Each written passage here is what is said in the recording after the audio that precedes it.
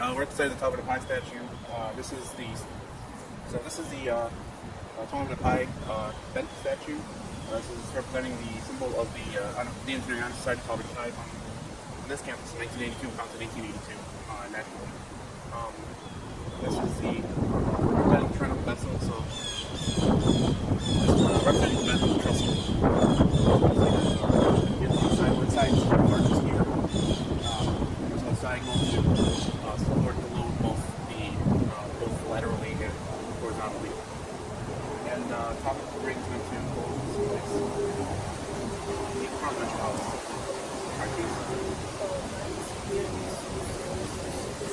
You gotta speak up. So we have a fixed point at the bottom right there. So well, we have the reaction forces the fixed element y. There's no moment there. Something to note that it is an even statue, however, because it's on that tilt, there is technically reaction forces. Thankfully, the support is so strong relative to the weight of the statue that there would essentially be no forces on it since it's such a small statue. This is a good introduction to trestles. This is the bent of one trestle. This is one bent of a trestle. That gets into the introduction of bridges with the trestle when we talk about the water bridge a little bit. Okay, for the bent statue, we have trapezoid at the bottom.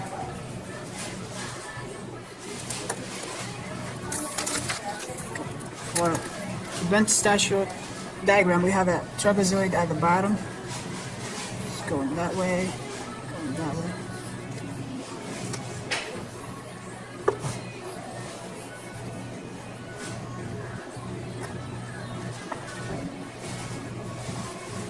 And at the bottom we have a fixed support. So if this point A, we have a reaction force AX that direction, a Y, and also a moment at the point A.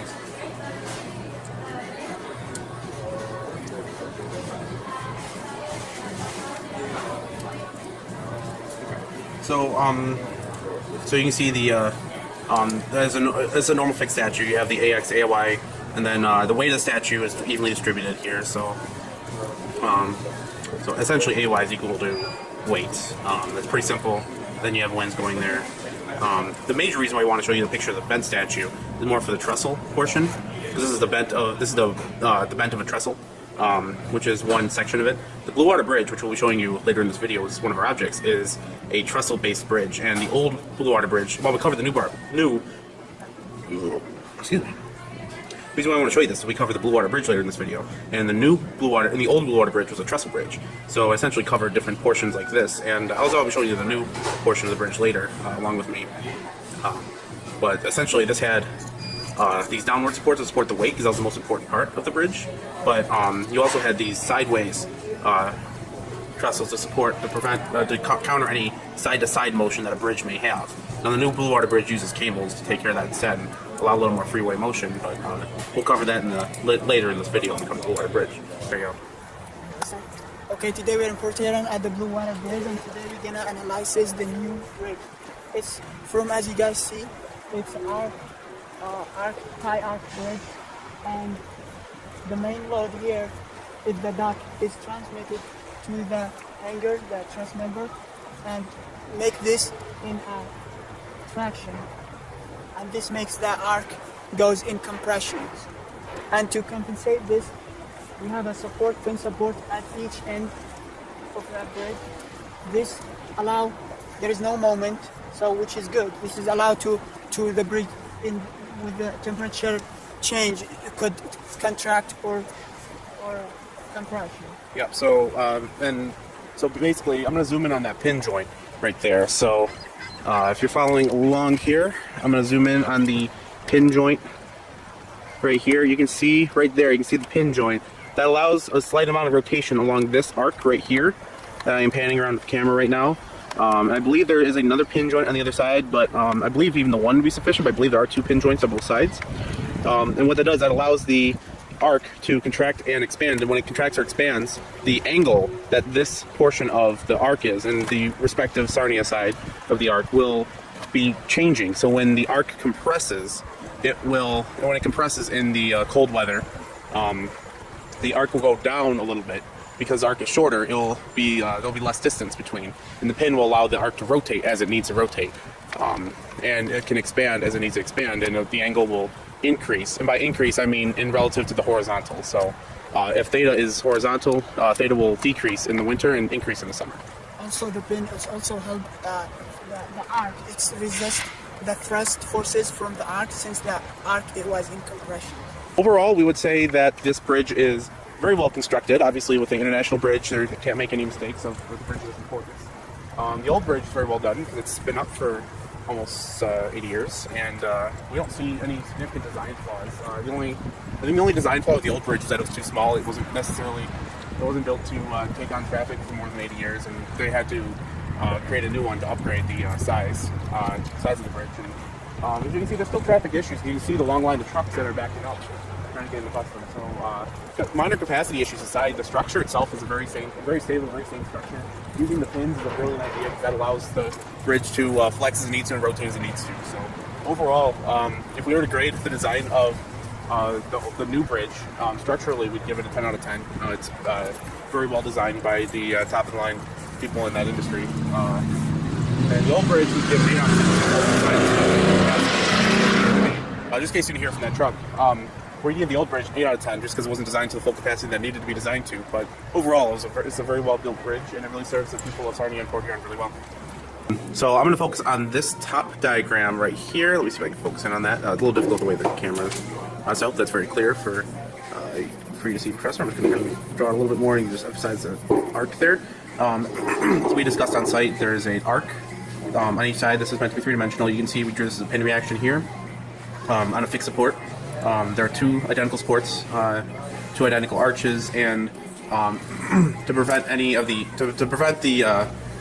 any twisting of the metal or any bending inward, collapsing inward of the bridge, where these 2 points may end up moving towards each other. There are wind bracings all throughout the diagram here. I will emphasize these with the pen. Right along here. And then each of these supports have a hanger, like so here. These hangers are pins on each side. Pin supports on each side. These are meant to freely hang, in a sense. They don't really move much because the road is concrete and it's going to be fixed in place. But if there is some flexibility there, in case anything were to happen, such as strong wind gusts or any motion for any reason that may come up. The deck so the arc itself does has a somewhat significant weight to it, and there are forces coming down. So I'm going to move to the free body diagram here. But before I do that, I want to describe that this arc is in compression while these cables are in tension because there's tension forces pulling on here. As a result, this arc is going to be in compression because the weight of the arc is going to be on itself, as well as the force pulling on the arc down. So, and then the deck itself is going to be in tension. The main diagram, we have a reaction support from the pins. We have a reaction support going in the horizontal direction and the vertical directions. And also we have the weight for the duct, for the main duct. So when there is a load, when there is a W, the W or the weight and the load, any load for the cars, the trucks, semi-trucks, any type of load, is gonna transmit it to those pins right here for the truss member. So it's gonna transmit it equally to those pins. This makes the whole truss member in tension due to this weight. And because of that, this pin right here, the whole arc is gonna be in compressions due to the traction in the members right here. So the main thing here, the way the members is gonna be tractions also makes the arc in compressions. So, and these reaction forces here is supportive force to resist the thrust for the arc to collapse, and also for this to collapse too. We are in Port Huron still. This is at the park that's by the Blue Water Bridge. We saw some very interesting statues along the way. Decided to make one of the objects we saw, one of the statues we saw, one of our objects. As you can see here, we have the Madame Butterfly statue. I'm going to zoom in on a few portions. So this is fixed to the ground here. Not shown, there's a curved piece of metal, a curved metal beam that connects the statue at the top here. You can see there are two cords hold up basically in a cross-like fashion. There's this cross beam in the middle here, and then a female figurine with several butterflies covering the female figurine on the top at the intersection of the beams there. But really, it's not an intersection because there's no beam going from this portion to the head. The head is held up by the beam there, and then there are several wind chimes along here. And then this part, the statue portion, is actually not attached to this bottom bar there. It is a loose, free-hanging statue. So all the force is being held up by those two cables. So we'll analyze those forces in the free body diagram. Something we wanted to zoom in on real quick, in terms of design. You can see there are wind chimes hanging from either side, and the wind chimes are of different sizes. So, because in a wind chime, you don't want to have two of the same ones, because then what's the point? You can't make music if you have the same wind chimes. So, we'll do a quick little run through.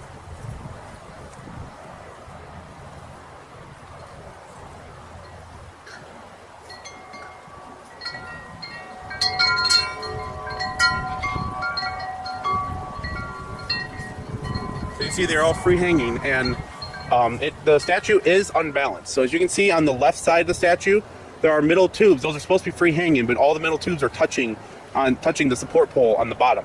The result of that is that those do not freely move as well as they can. I can still come up to the statue here. I will drag you up here and show you, and we can move these portions of the statue.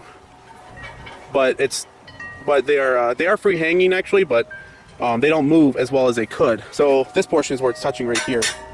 So it is unbalanced. Overall, we would say that this is a decently done statue. Obviously, it's very aesthetically pleasing, as most, to at least an artist's eye, as most statues are, and that's a very subjective opinion. Depends on how much you like statues, I guess. But there seems to be a bit of a weight imbalance that seems to be making it a little more difficult for those middle tubes right here to move freely. Whether or not that's intentional or not, that's at the artist's discretion. But overall, we would say probably an 8 out of 10 because you're not able to move those middle things freely. But the chimes are really nice, and in a strong windstorm, or even in a moderate windstorm, you may have some aesthetically pleasing music for all the fishers out here.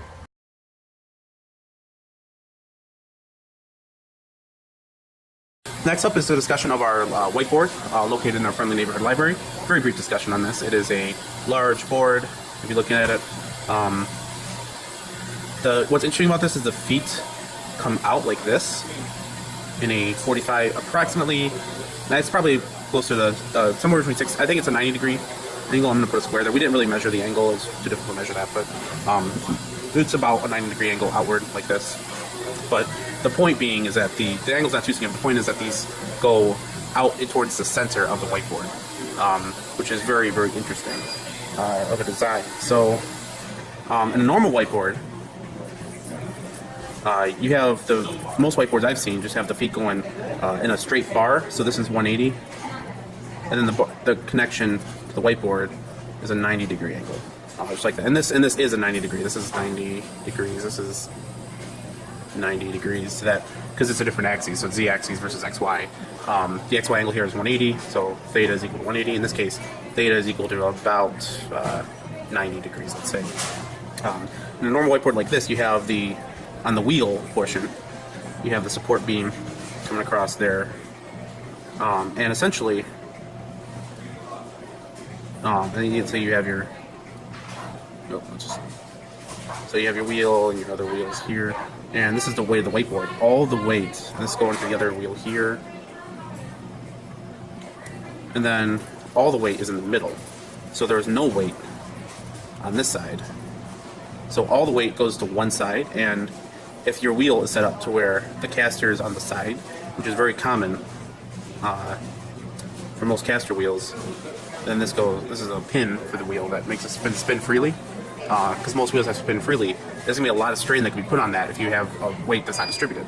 But in this case, the wheels are distributed weight. So you have these approximately reach the center. So if you cut the whiteboard in half and you do another half, so this is 1/4, that's approximately where the wheels are, in our opinion. So basically you have 1/4 of the weight here, 1/2 of the weight here, other wheel, and then 1/4 of the weight here. We have both cars in here. You see that? You see that structure? The body for the Camaro is low over the ground. This gives the Camaro the stability and the performance too, because you have the increase.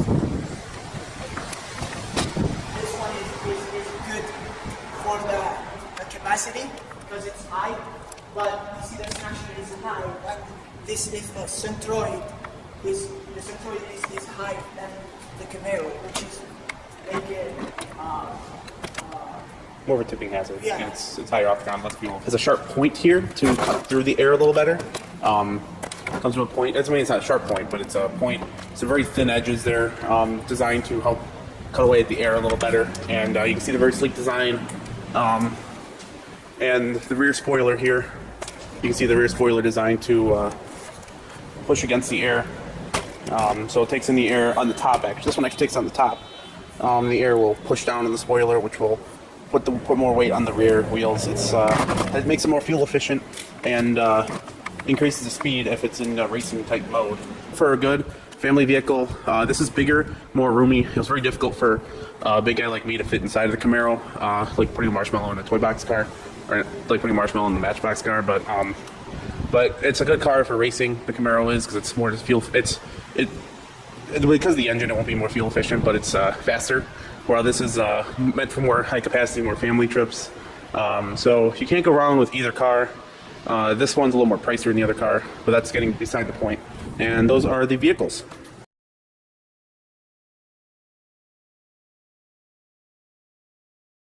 Zenith snowplow. It's the robot from the Delta Systems Club. You can see it's a 4-wheel robot with a giant plow right here. So we're going to take you on a virtual tour very briefly here. There is as you can see along here, you have the 4 wheels. And there's also a plow in the front. The plow will actually be touching the ground. So actually some of the upper force will be taken in by the plow as well. So when the plow is all the way down, right now the plow is actually in the air. You can see right here the plow is actually currently airborne. So because it is held in tension by this cable right here. So this cable has some force that will be, this cable right here has some force that will be applied attached to this motor winch. So when it's in transport mode, which it is right now, this motor winch will be in place, and more weight will be on these front tires than the back. This is only in use whenever we are turning or whenever we are not in competition mode. When we are in competition mode or whenever we wish to plow, the plow will be down, flat on the ground, and that will take off some of the weight of the plow. Then the weight of the plow will rest on the ground essentially.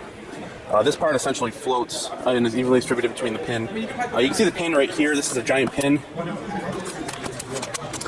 As you can see right here, this is the giant pin that takes in. This is the internal shaft that contains the plow. And then underneath the robot, right under there, you can see the tiny pin, the shear pin that holds this in place. You can see the gap in between here. This is one of the design flaws of this structure. There's a gap here, so actually all of the weight of the plow goes on that pin. That pin is at a shear risk. Ideally, this would be fully flush against this metal plate here. Since it is not, there is a shear risk. So that's just a note I wanted to point out. Apart from that, it's very low. It's very low heavy. These hubs right here are actually about 30 pounds a hub. And those motors are not light either. And then these batteries easily weigh 40-50 pounds. So a significant amount of weight goes directly in the chassis, and it's important to have heavy weight because that will increase the normal force, which increases the friction. So overall, this is a decently designed robot. It's mechanically designed decently. There's actually an issue with one of the tires where one of the tires is off the ground, but once that's repaired, it'll actually be a pretty decent robot. Because of a few design flaws, I'll give it a 7 out of 10, but it is a pretty decent chassis that we have here. Alright, we're at the end of the project. Want to kind of note the contributions to the project.